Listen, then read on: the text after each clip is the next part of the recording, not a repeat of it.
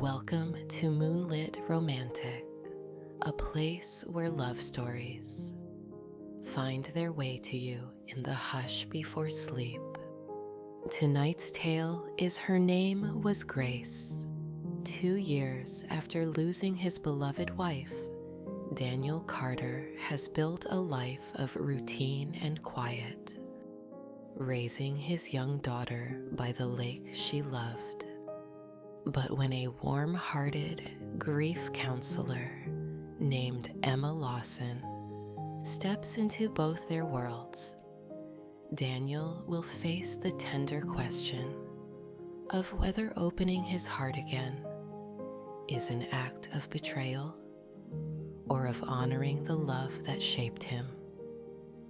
So settle in. Let the still water and slow light of Lakeshore Valley hold you, and let the story begin. Chapter 1: The Shape of Quiet. Morning in Lakeshore Valley always began with still water and slow light. The lake stretched out behind Daniel Carter's small cedar-framed house, its surface smooth enough to hold the reflection of the sky, like a secret it would never spill. Daniel stood on the back porch with a mug of black coffee, watching the mist lift in thin, curling ribbons. Inside, the muffled sound of drawers opening and closing meant his daughter Lily was searching for her favorite socks. 8 years old and already a master of making small things feel urgent, she had inherited her mother's knack for turning mornings into tiny adventures.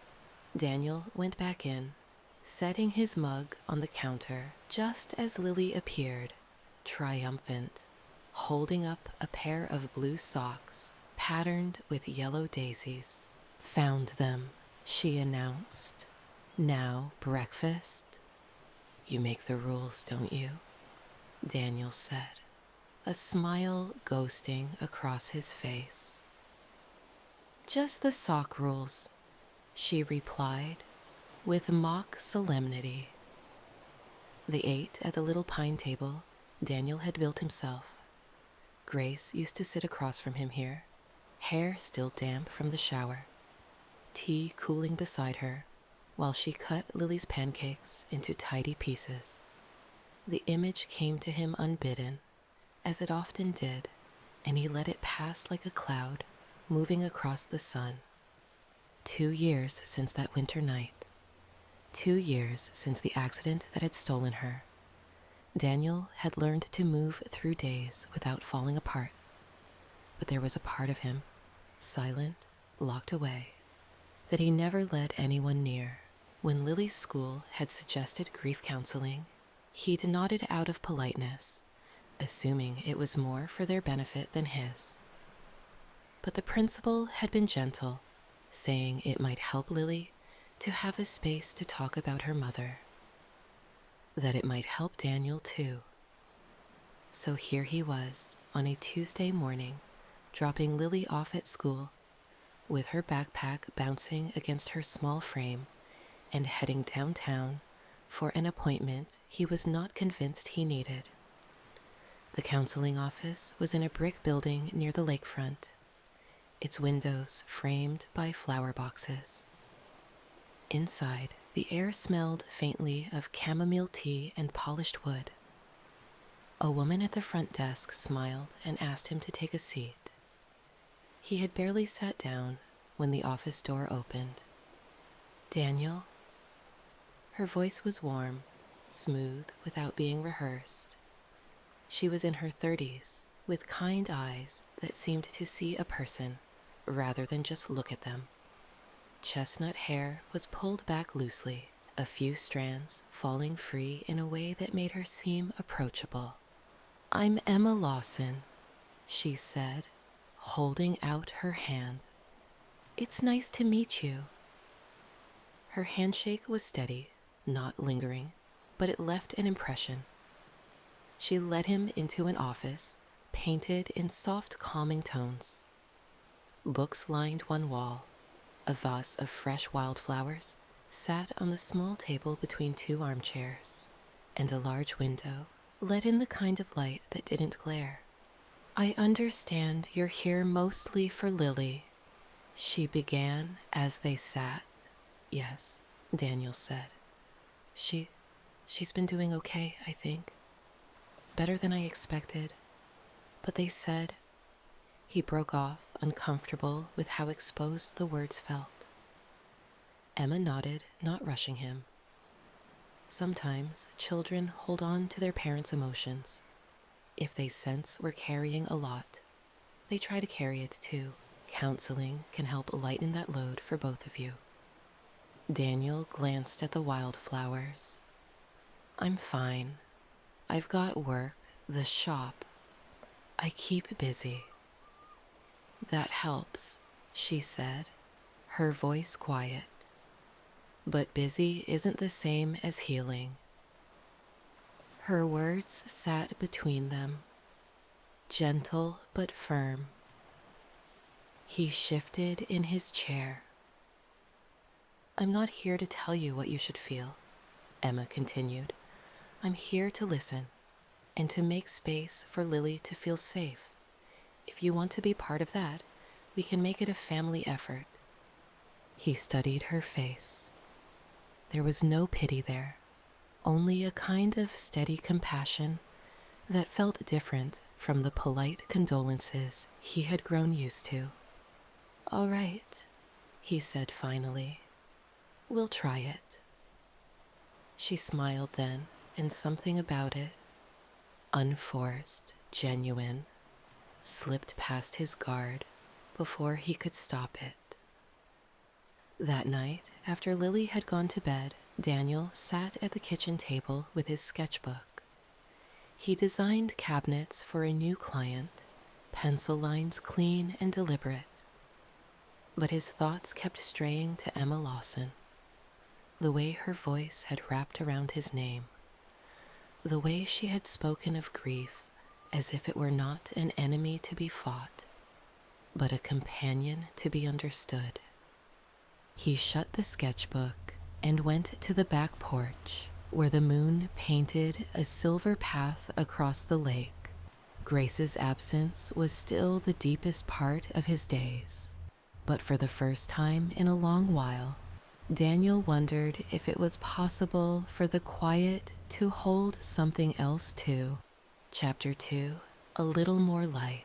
The following week, Daniel returned to Emma's office with Lily in tow. His daughter clutched her sketchpad like a shield, eyes darting to every corner of the waiting room, as if mapping an unfamiliar territory. Emma emerged from her office, smiling at Lily, as though she were greeting an old friend. "You must be Lily," she said warmly. "I hear you like to draw." Lily's grip on the sketchpad loosened just enough for her to nod. "Come in," Emma said, holding the door wide. "I want to show you something." Inside, one wall was covered with children's art, bright crayon suns, paper snowflakes, and watercolor lakes that shimmered in loose brushstrokes. Lily's gaze lingered on a drawing of a fox curled up under a pine tree. "Kids who come here sometimes leave a picture on that wall," Emma explained. "You can add one if you ever want to." Lily tilted her head. "Do I have to?" "Not at all," Emma replied easily. "You get to decide." The air in the room shifted, Daniel noticed, the way it did when someone gave Lily permission to just be herself. Emma settled into the chair across from Lily. "How about you draw while we talk? I'll draw too, so it's fair." Lily's pencil began to move over the page, slow at first, then with the quick, confident lines Daniel recognized from her quiet hours at the kitchen table. Emma drew beside her, glancing up now and then to ask gentle questions, not just about Grace, but about Lily's favorite lake trail, the books she liked, the kind of pancakes she preferred. Daniel sat back, saying little, but something in his chest eased as he watched his daughter's shoulders relax. She was talking, not a flood of words, but enough to show she felt safe. When the session ended, Lily stepped into the hall holding a drawing of a small sailboat on calm water. She handed it to Emma, who studied it with genuine admiration. "This is beautiful," Emma said. "May I put it on the wall?" Lily hesitated, then nodded. "But not in the middle. On the side near the fox." "Perfect," Emma said, taping it in place. "Now it's part of the lake." As they left, Lily's steps were lighter than they had been coming in. She hummed softly, a tune Daniel didn't recognize. That evening, Daniel made spaghetti while Lily set the table. "She's nice," Lily said casually, winding a napkin into a loose rope. "Emma?" he asked. Lily nodded. "She doesn't ask stuff, like she's trying to trap you. She just listens." Daniel smiled faintly. "That's good." "She asked me what I thought Mom would say if she could see me now," Lily went on. "I told her Mom would probably tell me to brush my hair more, and then she'd say she's proud." The words caught in Daniel's throat. He cleared it, keeping his hands busy with the pasta. "She would say that," he said softly. Later that week, Daniel dropped off a repaired chair at the cafe, down the street from Emma's office. On impulse, he crossed the street and walked up the stone steps to her door. She looked up from her desk when he knocked, and for a second, her expression softened in a way that made the room feel warmer. "I'm not here for an appointment," he said quickly. "Just wanted to thank you. Lily seems lighter after she sees you." "That's mostly her," Emma replied. "I just make space for her to feel it." "You make it look easy," Daniel said. Her smile was small but sure. "It's not, but it's worth it." There was a pause, long enough for Daniel to notice the faint scent of chamomile again, the sunlight pooling on the rug, the way her eyes seemed to invite him to stay a little longer. "I should get back to the shop," he said finally. "Of course," she replied, though there was no hurry in her voice. "See you next week." That night, after Lily went to bed, Daniel found himself on the back porch again, coffee cooling in his hands, though the day had already given way tonight. The lake was dark and still, but the stars above it were bright. He thought of Emma's steady presence, the way she spoke of healing without rushing it. The quiet didn't feel quite so heavy. Not tonight. Chapter 3. The Weight We Share. Emma kept the next session simple. Crayons on the rug, a short card game, with questions that were more doors than tests, and a sand tray, where tiny figures could stand close together, or far apart. Lily chose a small wooden house, a pine tree, and a fox curled beneath the branches. She placed a pebble at the edge of the tray and announced it was the lake. Then, matter-of-factly, she set a tiny sailboat beside the pebble and said, "Dad, where are you?" Emma asked softly. Lily considered, then picked up a little lantern and nestled it under the pine. "Here," she said, waiting for the dark to be done. Daniel swallowed. It should not have surprised him. Children tell the truth with their hands when their mouths are still thinking. But the neatness of the image tugged at something carefully tied inside him. After the session, when Lily ran ahead to the wall of art to inspect whether her sailboat had stayed in line, Emma lingered with Daniel near the bookshelf. "Would you stay a moment?" she asked gently. "I wanted to check in about you." He almost said he was fine out of habit, then nodded instead. They stepped onto the small balcony that looked over the town green. Late afternoon light pooled in the maple leaves. Wind moved softly through them like someone turning thin pages. "Sometimes," Emma said, "parents carry the weather for the house." When you are careful not to cry, she learns to be careful not to cry. When you speak of grace only in the past tense, she learns that the past is a room with the door closed. Daniel stared at the worn grain of the balcony rail.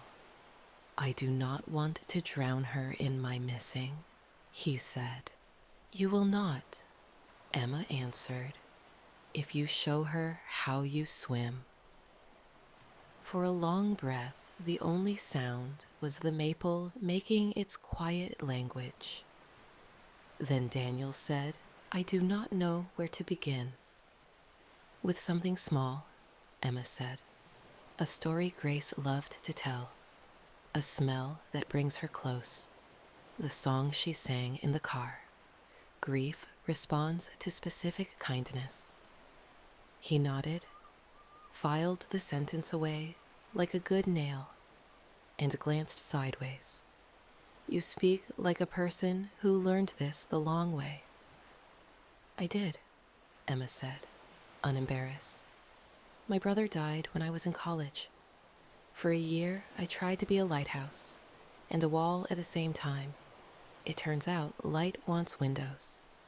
Her voice did not tremble. It did not need to. She had learned how to hold both the ache and the air. That evening, Daniel took Lily for ice cream and a slow walk to the pier. He told her how Grace used to insist on stopping the car to watch thunderstorms over the lake, how she kept a jar of cinnamon sticks in the cupboard and used them like bookmarks, how she sang the loudest to the silliest songs. Lily laughed, real and bright, and then without warning, she cried.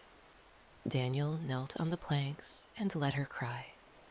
He told her tears could be a way of visiting. He told her he missed Grace most when something was funny, because there was no one better to laugh with. Lily pressed her face into his shoulder and said the word, "Mom," the way one sets a candle in a window. Neither of them drowned. The night learned their names and carried them home. Days layered gently. At the shop, cedar and oak rose around Daniel, like the good bones of a house. He found himself humming Grace's off-key chorus as he planed the edge of a maple shelf. It did not feel like betrayal. It felt like breathing in a room where a window had been opened. One afternoon, Emma stopped by the carpentry shop with a chair from her office, an old oak piece whose right arm had loosened to a wobble. "It listens for a living," she said, setting it on his bench. "It would help if it did not creak in protest." "Easy fix," Daniel said, turning the chair gently as if greeting an elder relative. Glue, a clamp, a night to think about its choices. Emma smiled. "I know a few hearts like that." "Me too," he said, before he could stop himself. The truth hung there, delicate and unafraid. While the glue set, they walked to the lake with coffees from the corner cafe. The water had taken on its early autumn clarity, the blue deeper at the middle, the edges a lighter green, where reeds bowed. Ducks rehearsed their diagonals. A boy tested the angle at which stones become whispers. Lily said you asked her what Grace would say if she could see her now. Daniel said, "Thank you for that." Emma's eyes softened. She answered with love and hygiene, an excellent combination. "She gets the second from me," Daniel said gravely. "The first from both of us." They sat on the low wall in an easy quiet. After a time, Emma asked, "What would Grace say if she could see you now?" He almost deflected. Instead, he followed the question to where it led. "That she loves the shelves," he said at last, voice rough. "That she knew I would learn how to braid Lily's hair if it took me all week. That it is all right to set a second place at the table for another kind of happiness." The words startled him. They had been waiting behind his teeth and had finally trusted the air. Emma did not rush to fill the space they made.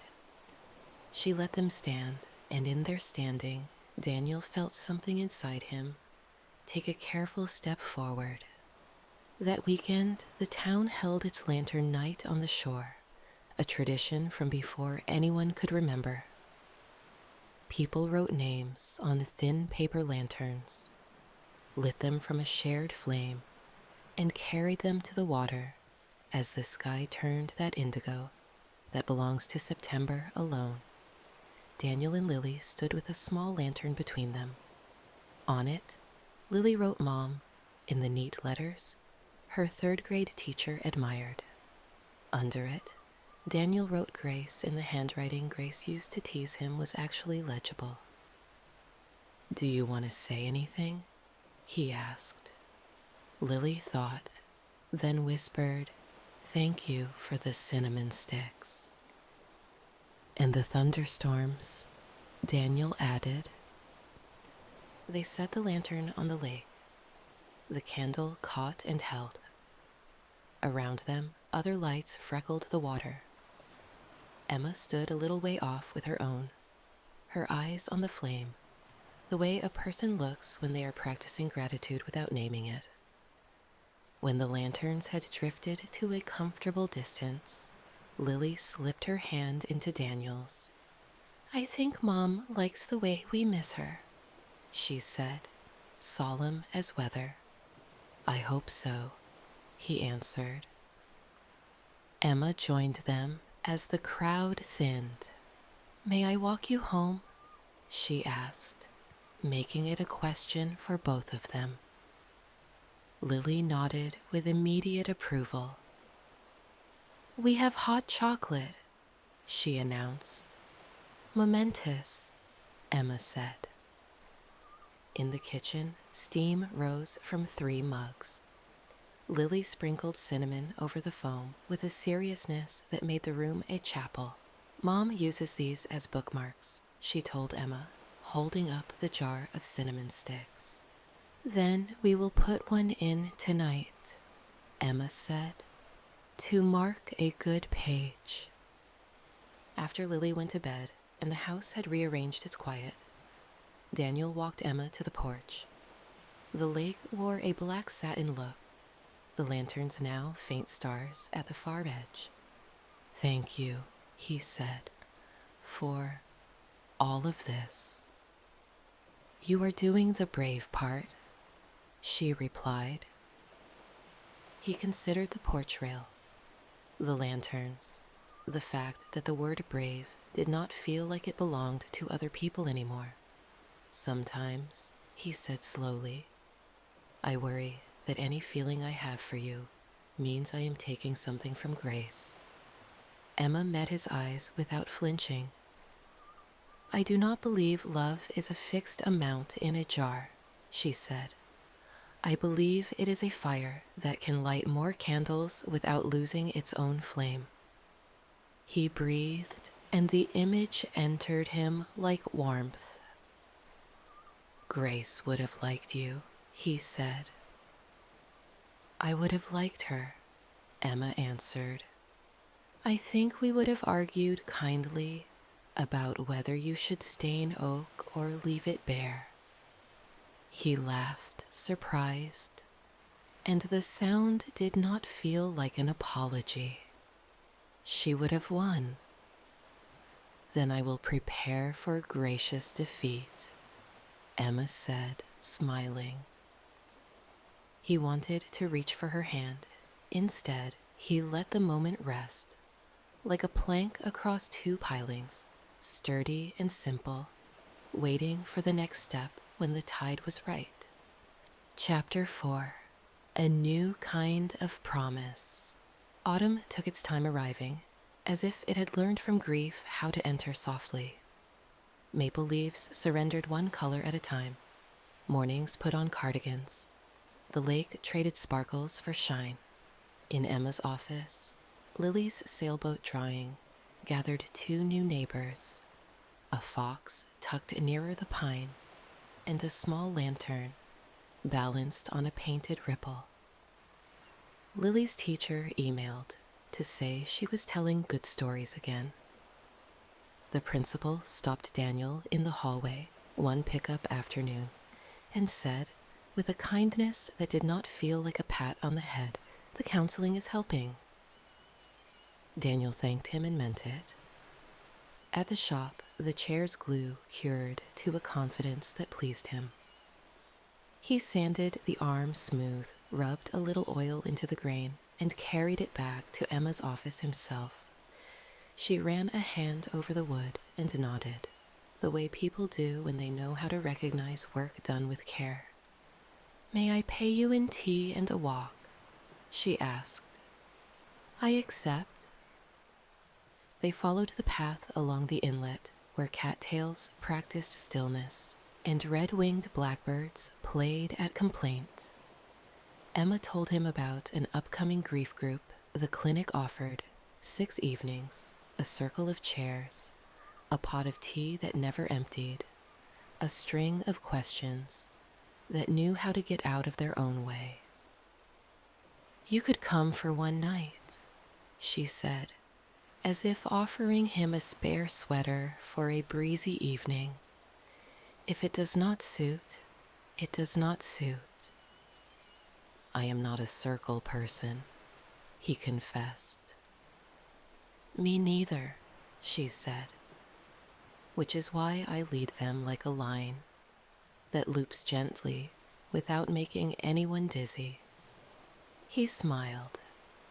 I will think about it. He did more than think. The first evening, he sat in the chair closest to the door. The smell of tea and lemon cookies steadied the air. People said names and told one small story each. When it was his turn, he said Grace's name, and the words did not break him. He told them about thunderstorms and cinnamon sticks. He told them about a lantern on the lake. When he finished, no one rushed to gild the silence. They let it rest like a hand on a table. On the walk home, he found Emma, waiting on the porch steps of his shop, a thermos and 2 cups beside her. How was the circle that was not a circle? She asked. Round enough, he said, and they shared the tea. As weeks braided themselves into a new rope, the space around Grace in the house changed. It did not shrink. It grew a frame. Danielle and Lily began a small ritual on Sunday afternoons. A memory box on the table, 3 slips of paper each, a pencil for the present tense. Mom laughs at cloud animals. Mom is still the best at finding the one chip in the cookie with all the chocolate. Mom loves you both. They tucked the slips into the box, not to hide them, but to keep them. One gray morning, Daniel realized he was whistling while he swept the shop floor. The tune was crooked and cheerful. He stopped, listened to himself, with the surprise of catching sight of an old friend in a store window, and then kept whistling on purpose. When Emma arrived with a stack of children's books, Lily had forgotten in the waiting room. He offered her coffee without thinking. She accepted and leaned on the counter like a person who knew how to share an ordinary minute. "I have been working on something," he said, almost shy. He lifted a cloth from the workbench and revealed a slim oak-framed shadow box. Inside, set on linen, were 3 objects: a cinnamon stick, a small river stone from the pier, and a brass whistle.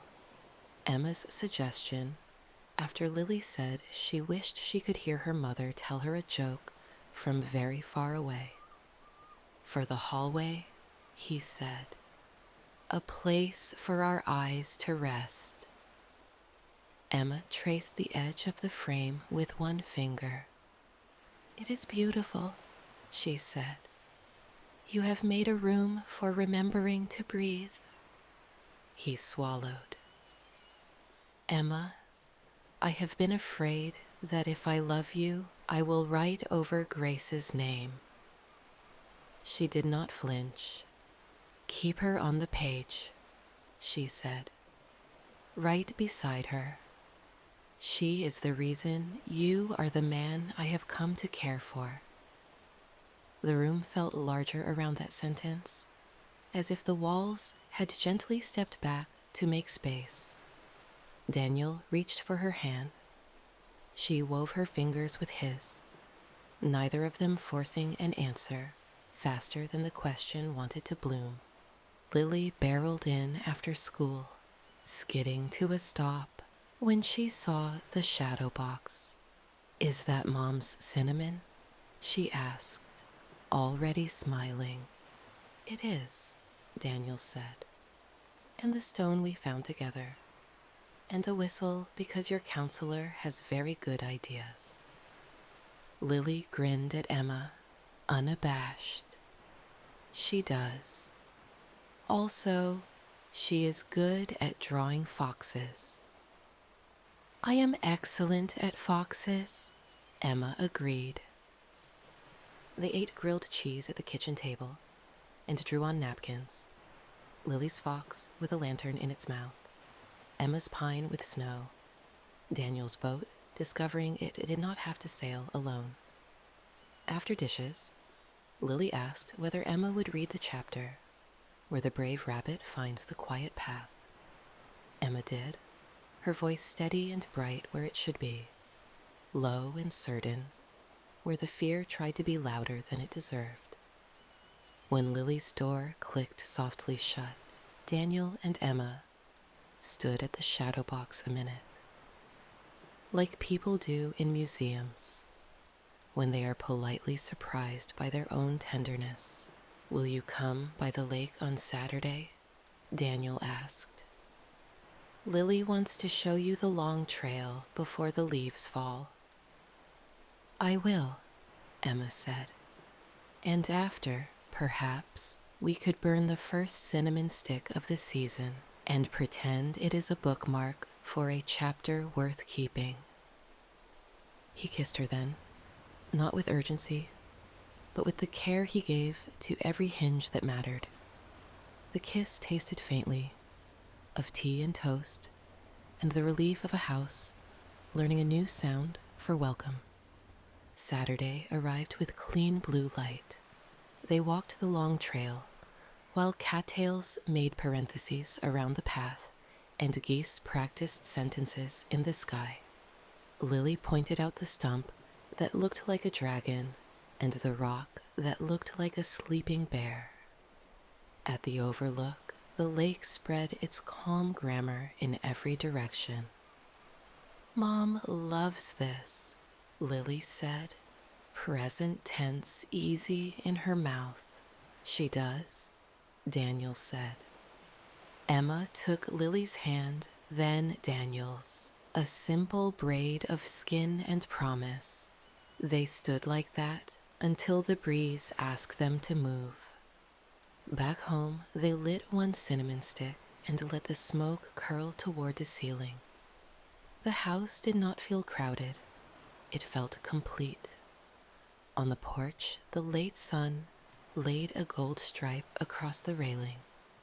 Somewhere down the street, someone started soup. The town breathed the way it had before, and in a way it never had. Both truths sitting side by side, without argument. Daniel lifted his daughter onto his hip as he had when she was small, and she laughed, legs kicking in a dance that did not care about dignity. He set her down and turned to Emma with a steadiness that surprised him only because he had forgotten he could be this sure. "My wife's name was Grace," he said, as if he were introducing two dear friends. "She taught me how to build a life that does not fall when the weather changes. She would be happy I met you." Emma's eyes shone, not with pity, but with the bright, ordinary bravery of yes. "My brother's name was Michael," she said. "He taught me to leave the light on and the door open. He would be happy you knocked." They stood in a house where love had been given permission to multiply. They stood in a town that knew how to carry weather together. They stood on a porch where the lake could see them and the sky could write its small daily poem. When night came, it did not take anything. It offered rest. Daniel slept with the window cracked and the smell of cinnamon fading gentle as a lullaby. In the morning, he would plane a maple board, smooth as a promise, and teach Lily how to sand in circles, the way Grace had taught him. Emma would bring tea and a book for the quiet hour. And somewhere between breakfast and the late light, they would add another slip of present tense love to the box. Loving again did not erase the past. It honored it. In the doorway, between what had been and what was becoming, Daniel stood with a hand in each of two warm hands, and understood at last that the bravest thing he had done was not to hold on or to let go, but to keep living where both could be true. The end. Thank you for listening to Moonlit Romantic. In the quiet spaces Grace once filled, Daniel found room for new laughter, new love, and the knowing that loving again doesn't mean loving less. If her name was Grace touched your heart, please like, subscribe, and share this story with someone who believes love can grow in the shadow of lost. Until next time, sleep softly, dream deeply, and remember, love is not a jar too empty, but a fire that can light more than one candle.